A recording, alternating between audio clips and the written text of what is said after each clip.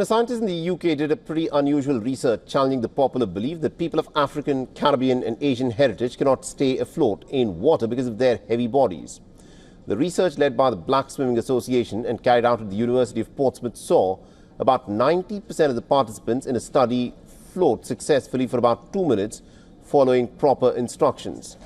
The research also proved that bone density does not determine floating ability, challenging the decades of misconceptions, and the team conducted certain body composition analysis, including scans, to assess factors that affect buoyancy and tested different floating techniques.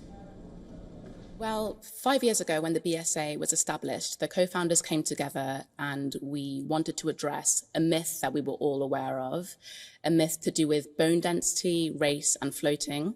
And essentially it was the fact that people believed that Black people don't float because of bone density. Now we thought if we could put this myth, which over time felt more like a belief to science, and prove that this is not the case, we could actually remove an obstacle that exists between Black and brown communities who feel disengaged with swimming and aquatics, and not just the aquatic sector. Now, the results indicated that body fat percentage rather than bone density is a factor in buoyancy, though it is not the sole determinant of one's ability to float. And according to researchers, statistics show that Black children in England are 3 times more likely to drown than white children. And also a significant portion of Black and Asian adults in England do not engage in regular swimming. The BSA hopes that the research will help improve attitudes towards swimming in Black and Asian communities and encourage more people to learn how to float.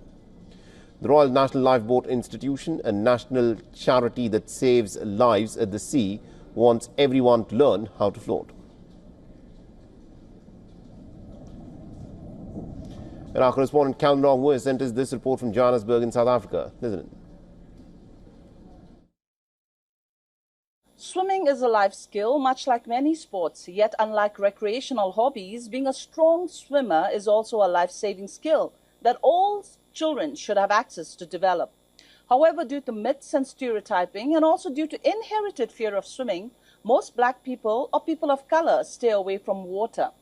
There are also cases where people have said African, Caribbean and Asian heritage cannot float due to heavy bones.